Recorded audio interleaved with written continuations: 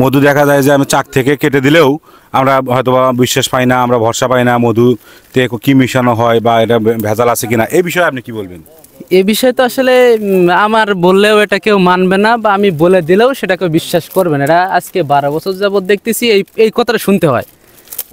ভাই, আপনাদের ভাষায় এই মৌমাছি সংগ্রহের এই ঘেট এটাকে কি বলেন আপনারা? আমরা এটারে মৌ বাক্স বা মৌ কলোনি বলি। মৌ বাক্স বা মৌ কলোনি। এখানে কতগুলো আপনাদের মৌ বাক্স আছে? এখানে আমাদের 200-র মতো আছে। 200 মতো মৌ বাক্স আছে। আপনার এখানে মধু সংগ্রহ করতে কতদিন সময় লাগে? আমরা এখানে 1 মাসে একবারই সংগ্রহ করব। 1 মাস থাকবো এখানে, এই পাহাড়ি ফুল থেকে লতা পাতা থেকে 1 মাসের ভিতরে একবার মধু সংগ্রহ করতে পারবো, যদি পরিবেশ ভালো থাকে, আবহাওয়া ভালো থাকে। তারপরে এখান থেকে আপনারা আবার অন্যত্র সরিয়ে নেবেন। সরিষার যেখানে সরিষা লাগাবে ওখানে যেমন জামালপুর, সিরাজগঞ্জ, মানিকগঞ্জ ওই দিকে যাবো, ঠিক আছে। এটা তো আসলে মনে করেন যে একদম পাহাড় থেকে পাহাড়ি যে পাহাড়ি ফুলের যে মধু, এটা অরিজিনাল পাহাড়ি ফুলের মধু আপনারা ইয়ে করতেছেন না? এটা অরিজিনালি ফুলের মধু। আচ্ছা, এখন আপনাদের কতগুলো ঘের আছে এরকম? 200 আছে এখানে, 200 মৌমাছির বাক্স আছে এখানে 200। এটা ছাড়া অন্য জায়গায় আছে, ওদিকেও আছে, আমাদের ওদিকেও আছে আরো।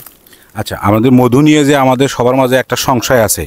হ্যাঁ, আপনার মধু দেখা যায় যে আমি চাক থেকে কেটে দিলেও আমরা হয়তো বা বিশ্বাস পাই না, আমরা ভরসা পাই না মধুতে কি মিশানো হয় বা এটা ভেজাল আছে কিনা, এই বিষয়ে আপনি কি বলবেন?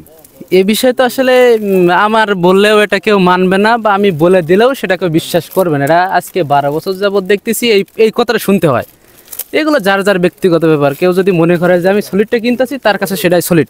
কেউ যদি চিনি শিরা কিনে আনে এবং বলে যে তার মনে হয় যে এটি অরিজিনাল মধু কিনছি, তখনই তার কাছে অরিজিনাল মধু মনে হয়। আসলে আদৌ কি মধুতে কোনো কিছু কি মিশানো যায় বা মেশায়? অবশ্যই অসাধু ব্যবসায়ী আছে না, কত অসাধু ব্যবসায়ী আছে, তারা তো এটা মধু, যেমন আমরা লোকাল বাজারে যারা চাক নিয়ে ঘুরে, এদের তো দেখতে পাই আমরা সারা। আপনি কি এখন কি দেখতে পান গাছে যে চাকগুলো আছে এগুলো দেখা যায়? গাছের চাক দেখা যায় না। বলে আমরা গাছের চাক কেটে মধু আনছি, এটা আপনি কোত্থেকে পাইলেন? একটা চাক থেকে হয়তো 2 কেজি বা 5 কেজি মধু পাওয়া যায়, বাড়ির মালিকরা দেওয়া লাগে অর্ধেক, সে পুরো গ্রাম বেঁচে বেড়াইতেছে, তারপরে তার মধু শেষ হয় না।